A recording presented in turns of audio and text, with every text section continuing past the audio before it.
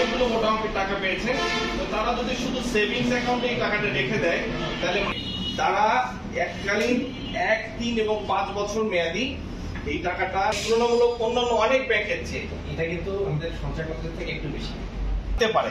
এই জন্যই আসলে বাংলাদেশ ব্যাংকের কার্যক্রম থেকে আমাদের এই তারুণ্যের উৎসব। কারণ তরুণরা যেটা জানে, অনেক আমাদের বয়োজ্যেষ্ঠরা অনেক কিছু জানেন। আমি যেটা বলছিলাম যে প্রফিটের দিক থেকে গ্রাহক যেমন সব, যদি কোনো প্রশ্ন করেন আমরা সেটা জানাতে পারবো। এছাড়াও সেঞ্চুরি নামে একটা স্কিম রয়েছে, 100 দিন মেয়াদি। 100 দিন মেয়াদি মানে 100 দিন মেয়াদ হয়ে গেলে আমরা একটা প্রফিট নিতে পারবো। 10-20 লাখ টাকা আমরা ব্যাংক থেকে নিতে পারবো। এবং তুলনামূলক অনেক ব্যাংকের তো অ্যাকাউন্ট লঞ্চ করেছি মার্কেটে, যেটা অন্যদের চেয়ে একটা কম্পিটিটিভ অ্যাডভান্টেজ রাখার জন্য। এটা একটা শীতে থাকে, আপনারা একটু পিছনের দিকে দেখতে পাচ্ছেন, সবার নিচে আছে।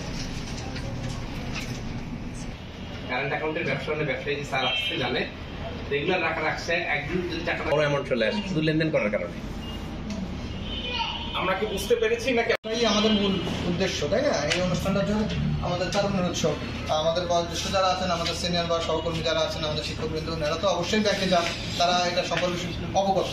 যে এই ব্যাংকিং কার্যক্রমের মধ্যে আছে কি, উনি যদি যেসব অ্যাকাউন্টের কথা বলেছেন, ওভারঅল ব্যাংকিং আমি একটা কথা বলি, যে আমাদের কিছু হিসাব থাকে লেনদেন উপযোগী, যেটাতে আমরা ডেইলি লেনদেন করতে পারি, হ্যাঁ। আর কিছু হিসাব থাকে ফিক্সড,